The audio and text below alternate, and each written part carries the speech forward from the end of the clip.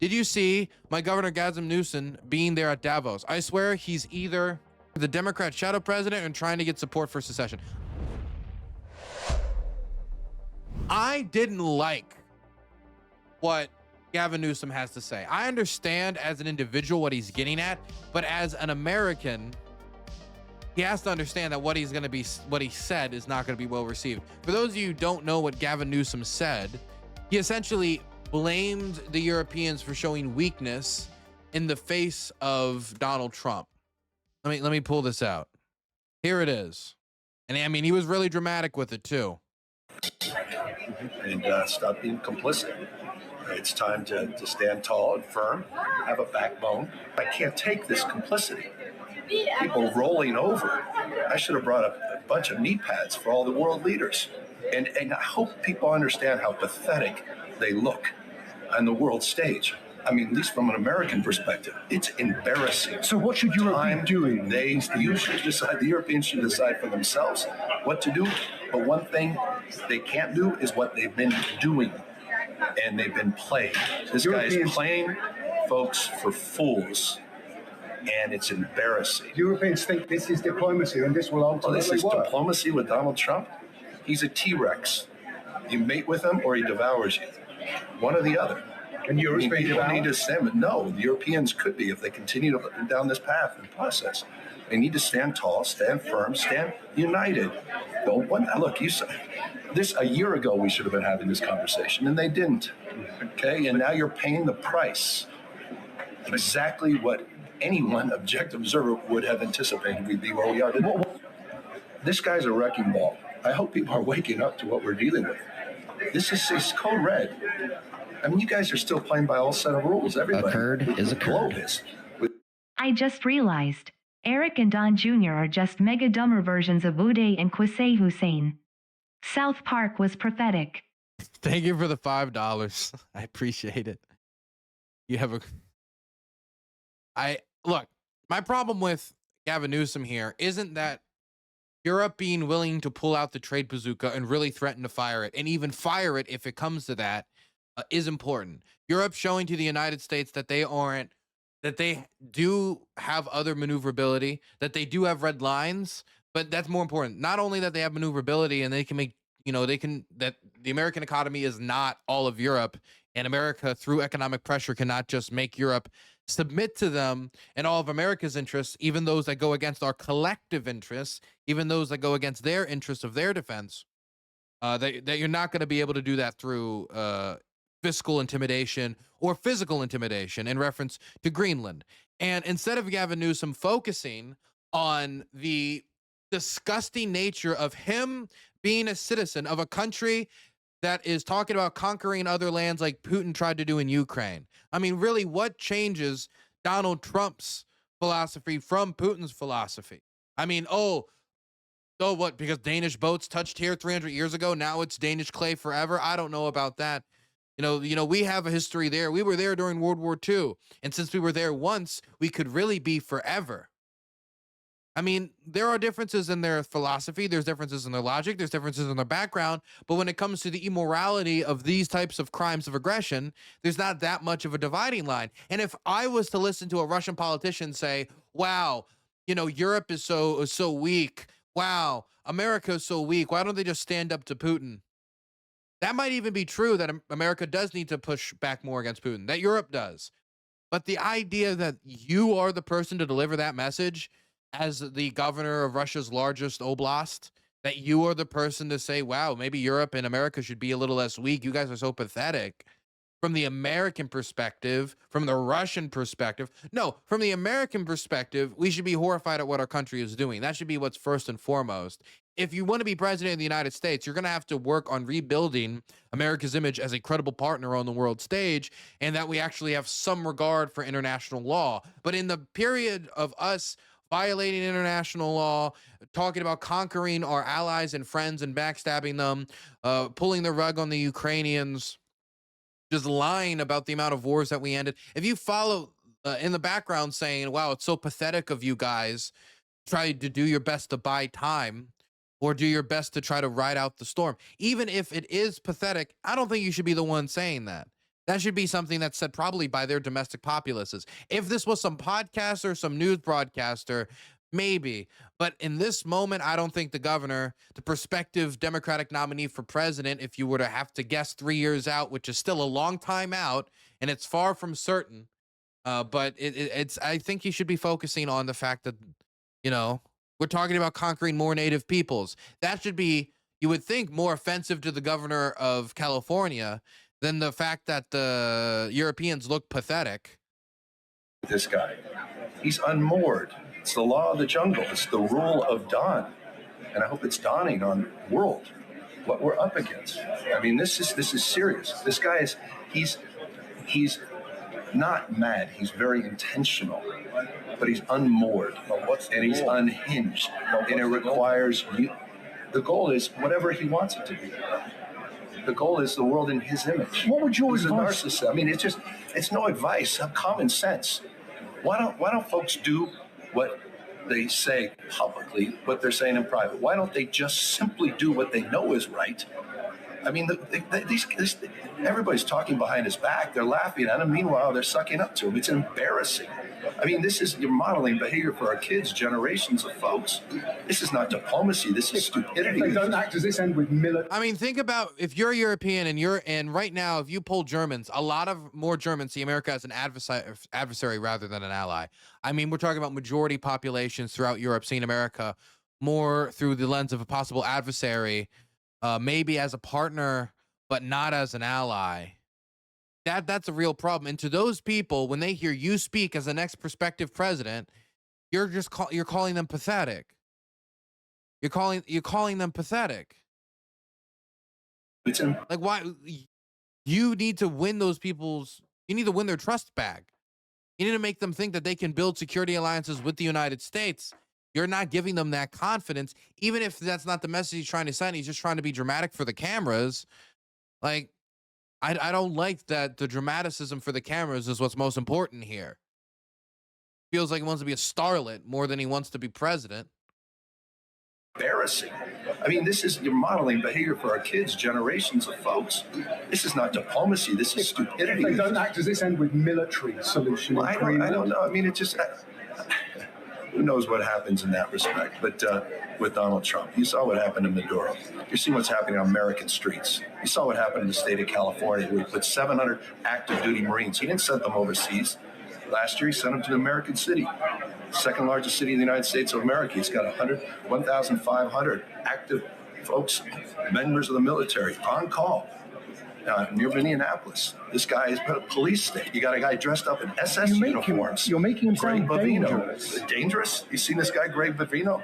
You seen what's happening with ICE and secret police and masked men, people disappearing? Wake up. Where the hell has everybody been? Stop with this bullshit diplomacy of sort of niceties, and somehow we're all going to figure it out. Stop saying one thing privately and another publicly.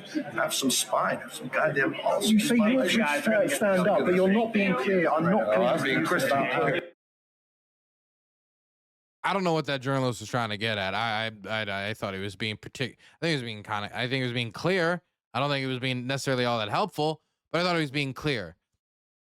Look, I know Gavin Newsom is miles ahead of Donald Trump when it comes to diplomatic, the ability to, be diplomatic towards our allies, right? The strength in his soul to do that. But I don't know if he puts the weight that others would in international security structure, in the alliance, in respect for these allies, or he sees them as a means to an end to get into the White House, push Trump out, push Newsom in. That's not to say that I think he's some sort of, I don't care about NATO, but that's just to say that he's not showing his bona fides on the issue. If you're going to go to Davos and you're going to go around and you're going to speak and you're trying to win over Democrats to think, you're the shit, go show that you can lead. Don't go and show that you can whine. Oh, Trump's bad. Trump's bad. Trump's bad. Oh, Europe sucks. Europe sucks. Europe's weak. Trump's bad. Thank you, Gavin. Now we have Trump saying Europe is weak. Now we have Gavin saying Europe is weak. Oh, great. We have new commentary on geopolitics, Gavin Newsom. You're very helpful.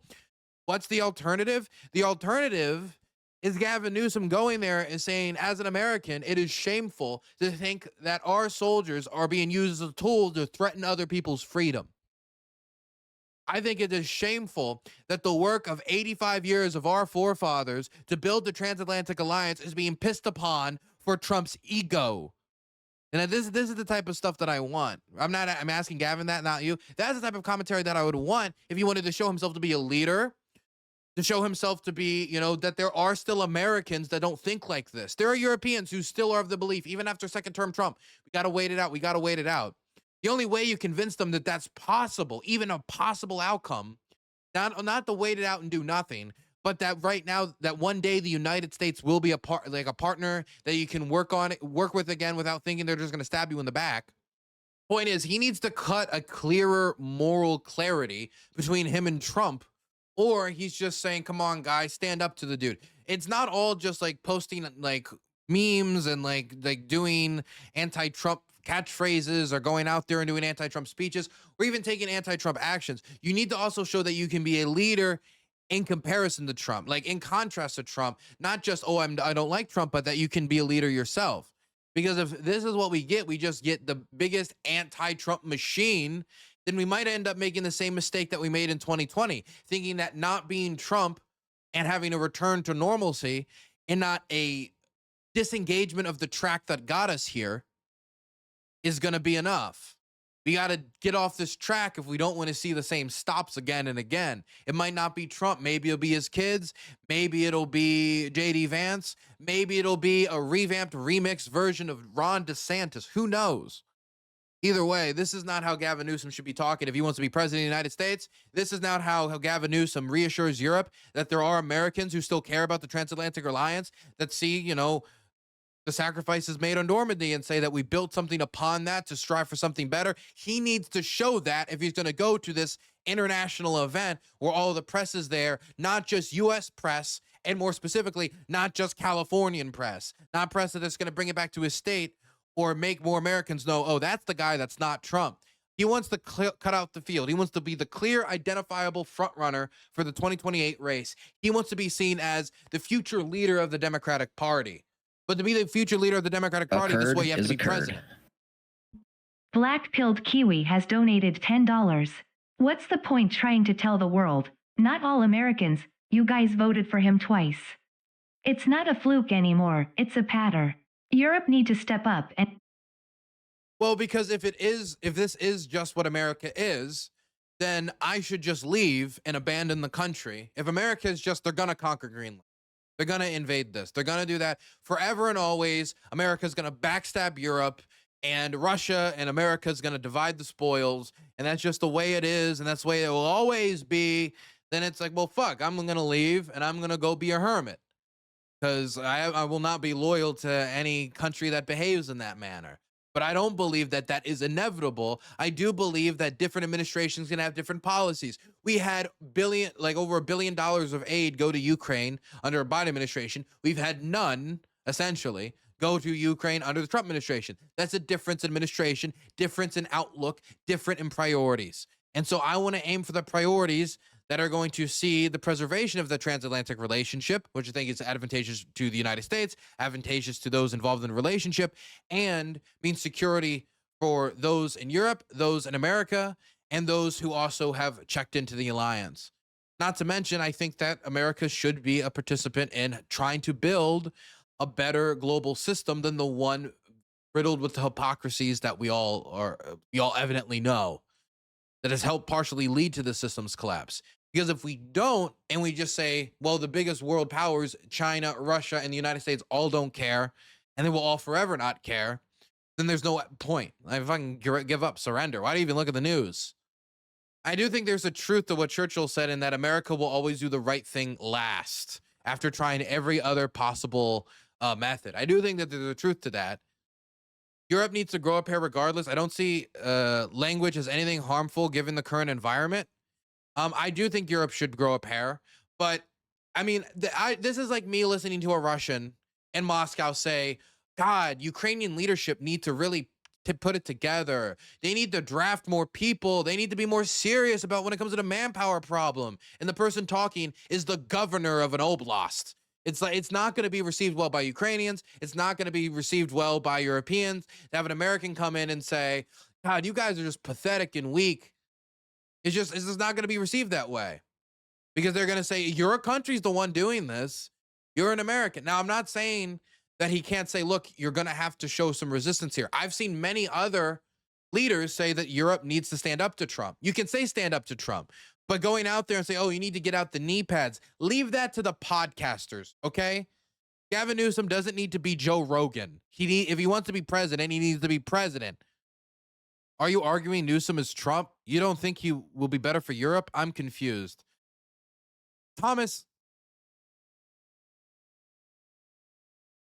Okay. That's what I said. You know what? I'm voting Trump in 2028. You've convinced me. You've convinced me. Look, all I'm saying is like Yankee pushes from the West, Russian pushes from the East. Like it's not going to be received with one of those Yankees come over and say, well, just push back harder from the sanctity of an elected position in the United States and two oceans freeing them from any pressure. Because any moment that he could spend like criticizing Europe is a moment he could spend talking about what his own country is doing. What? I don't know what Thomas is on right now. I don't know. What do you mean what, Thomas? What? Not a full sentence. I don't want everybody to only hear Americans saying conquer, bloodshed, take over, take over, take over. This should just be the image of the United States. And if we don't have popular representatives getting up and saying Trump is a bloodthirsty warmonger and wants to put the boot of U.S. service members, he wants to take your son and make him a criminal. He wants to make him go over there and put a rifle down the throat of Greenlanders and say, we run this, you aren't getting represented. This is the way they should be talking. And instead it's like, why don't they call Trump stupid and resist harder? Like, yeah, you could say they could resist hard, but there's a more important thing for you to say.